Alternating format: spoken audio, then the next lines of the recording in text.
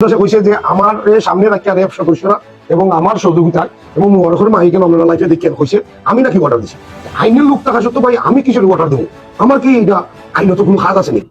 আমি নির্ণয় স্বাক্ষরকারী আব্দুল আহাদ, পিতামি তলেগুমিয়া, রাজপাড়া 2 নং ভুনুবির ইউনিয়ন, কানাসি মঙ্গল, জেলা মৌলভীবাজার। আমি উক্ত ইউনিয়নের 5 নং ওয়ার্ডের 2 বারের সাবেক মেম্বার ছিলাম। গত 1 ফেব্রুয়ারি দিবাগত আনুমানিক 1টার দিকে শ্রীমঙ্গল র্যাব ক্যাম্পে কর্মকর্তারা আমাকে ফোন করে একই ওয়ার্ডের জৈনিক মুবারকের বাড়িতে ডেকে নেন। সেখানে গিয়ে আমি দেখি 10-12 জন র্যাব সদস্যদের সাথে সংসদ সদস্য প্রার্থী প্রীতম দাসের ভাই পিয়াস দাস ও ওয়াহিদ হাওর মেম্বারের ছেলে টিপু মিয়া আরো একজন যুবক মুবারকের বাড়িতে অবস্থান করতেছিলেন। এর সময় র্যাব সদস্যরা আমাকে জানায় মুবারকের বিরুদ্ধে রশনি পলিফাইবার ফ্যাক্টরিতে লুটপাটের সংক্রান্ত একটি মামলা রয়েছে। আমরা মুবারককে নিতে এসেছি। মুবারক দরজা বন্ধ করে রেখেছে। আপনি তাকে দিতে সহযোগিতা করুন। এ সময় আমি র্যাব কর্মকর্তাদের সেখানে উপস্থিতি প্রীতম দাসের ভাইদের দেখিয়ে বলি, তাদের বলেন তারা এ বিষয়ে সাহায্য করতে পারে। এ সময় র্যাবের সদস্যরা আমাকে পাশের বাড়ি থাকা মুবারকের বড় ভাই রিয়াজকে ডেকে নিয়ে আসতে বলে। এক পর্যায়ে র্যাব সদস্যরা আসামির ঘরে দরজা ধাক্কাধাক্কি করলে র্যাব প্রীতম দাস ভাইয়ের তার সহযোগিতার বাধার মুখে পড়ে। আমি মুবারকের বড় ভাই বাড়িতে যাই। সেখানে রিয়াজকে বলি, র্যাব সদস্যরা তোমাকে মুবারকের বাড়িতে ডেকেছেন। এটা বলার পর রিয়াজ মিয়া আমার সাথে আসতে অস্বীকার করে। আমি মুবারকের বাড়িতে ফিরে গিয়ে র্যাব সদস্যদের জানালে তারা আমাকে মুবারককে দরজা খুলছে না, তাকে ফোন দেন। আমি তাদের সামনে লাউড স্পিকার ফোন দেই, কিন্তু মুবারক ফোন রিসিভ করেনি। একসময় আমি র্যাব সদস্যদের জানাই, পরবর্তীতে আসামি ধরেন। এমনটা বুঝিয়ে তাদের বিদায় দিয়ে সেখানে কিছু সময় অবস্থান করে বাড়িতে আসি। র্যাব সদস্যরা চলে যাওয়ার সাথে সাথে প্রীতম দাসের ভাই ও তার অপর 2 সহযোগী চলে যায়। এ সময় সেখানে ভাঙচুরের ঘটনা আমি দেখিনি। প্রিয় সাংবাদিক বন্ধুরা, আজ সোমবার সকালে ঘুম থেকে উঠে জানতে পারলাম সংসদ সদস্য প্রার্থী প্রীতম দাস ফেসবুকে লাইভে এসে গত রাতে ঘটনা মিথ্যা তথ্য প্রচারণা চালাচ্ছেন।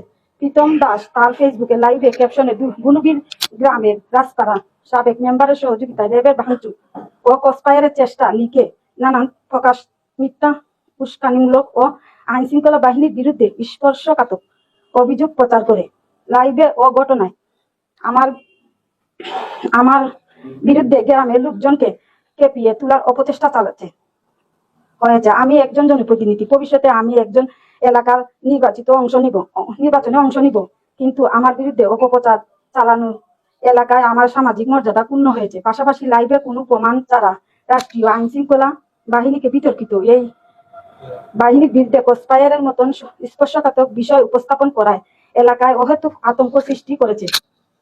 প্রিয় ভাইয়েরা, প্রীতম দাস জাতীয় নাগরিক কমিটির নেতা ও জুলাই আন্দোলনের একজন রাজপথের সাহসী যোদ্ধা হিসাবে পরিচিত। তিনি আসন্ন ত্রয়োদশ জাতীয় সংসদ নির্বাচনে অঞ্চলে একজন প্রার্থী।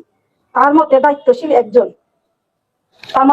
দায়িত্বশীল একজন মানুষের কাছে এহেন কার্যকলাপ আশা করিনি। এ ঘটনায় সংশ্লিষ্টতা কসফায়ারের কথা তিনি কোথায় পেলেন? আপনাদের মাধ্যমে তা সুস্পষ্টতা ব্যাখ্যা দাবি করছি। আমি মনে করি নির্বাচনকে সামনে রেখে ভোটার টানতে এলাকার মানুষের মধ্যে বিভেদ সৃষ্টি, সমাজে আতঙ্ক সৃষ্টি করে প্রীতম দাস ফায়দা লুটার চেষ্টা করেছেন। কেবল ভোটার পেতে এমন ন্যাক্কারজনক ঘটনা নিন্দা ও সুষ্ঠু তদন্তের দাবি জানাচ্ছি। ব্যস্ততার মাঝে মনোযোগ দিয়ে আমার বক্তব্য শোনার জন্য আপনাদের সবাইকে অশেষ কৃতজ্ঞতা ও ধন্যবাদ জানাচ্ছি। আব্দুল আহাদ।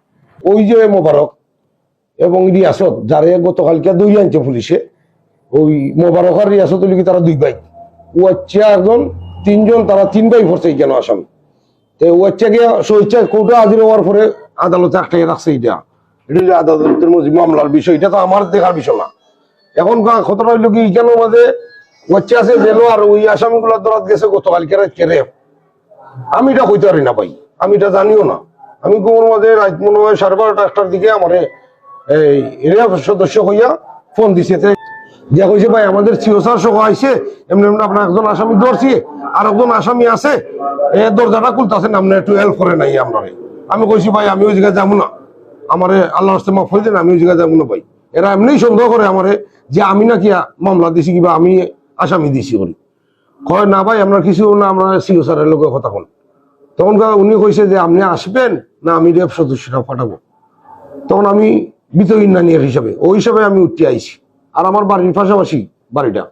তখন আসার পরে আইসা দেখছি আমি কেন ওই যে লিখিত বক্তব্যটা যেটা বললো আমার ওয়াইফ বা কোনো কিছু নাই।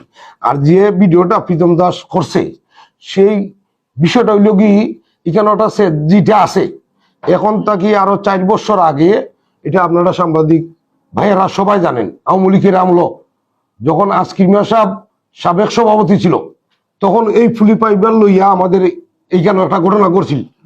এই ঘটনার সময় ওই যে খামাল নামে যে আসকির মিয়ার পক্ষের যারা ওরা গিয়া বাড়ি যখন আক্রমণ করছিল ওই দিন এই সেটটা দিছিল। এটা সেই ভিডিও ফুটেজও আমার কাছে আছে।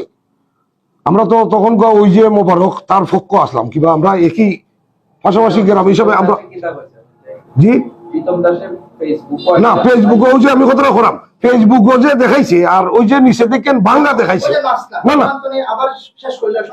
সংক্ষিপ্ত করাম যে এই নিচেতে বাংলা দেখাইছে এটা কোনো কেউ বাংচুর করে না, ওটা ফসা জায়গা। আপনারা তথ্য নিলে কিংবা ওই জায়গায় সরজমিনে গেলে দেখতে পারবেন। সেটা হলো কি লোহার দরজা তো এমনি এমনি ভাঙিয়েছি, লোহার দরজা কি কেউ ভাঙতে পারবে?